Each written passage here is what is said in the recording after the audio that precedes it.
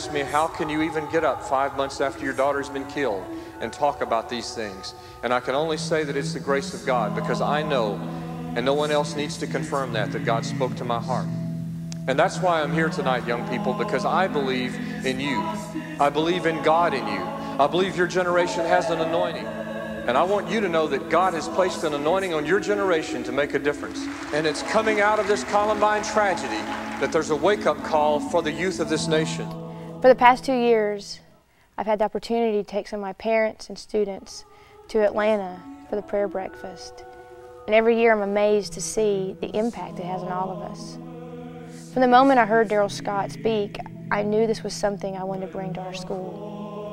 He has such an inspiring message of Rachel's life, the tragedy of Columbine, and most importantly, just the impact it's had on millions of lives.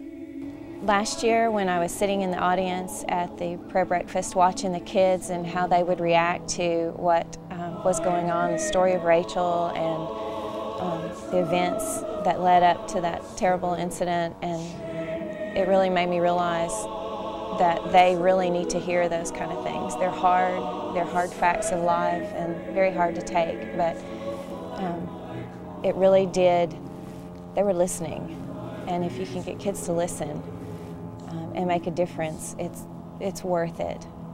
I think it's important for kids my age to come because it really teaches you a lot about what you can do to help other people, and it shows a lot about how that death is not the worst thing that can happen to you, and it's really important that you would have the faith to stand up for what you believed in, even in that situation and in other situations.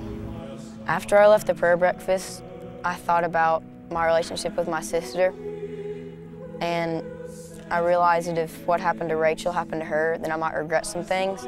So it changed me, because now I cherish the moments I have with my sister, and I just, am a lot better to her than I would be if I wouldn't have gone to the prayer breakfast.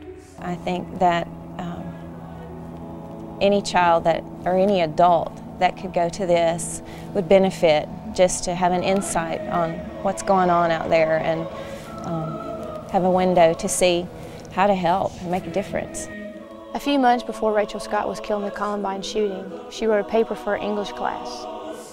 In that paper, she wrote about performing random acts of kindness in hopes of starting a chain reaction. I would encourage people to come to the breakfast because it can really change your life, and you can start a chain reaction from it. The purpose of this breakfast is to set aside a time for parents, students, and teachers to come together to hear about the story of Rachel Scott, and to see that even at a young age, she made a huge impact on people's lives. And my prayer is that as people leave this breakfast, they will go out, they will understand the power of a moment, and they will start their own chain reaction.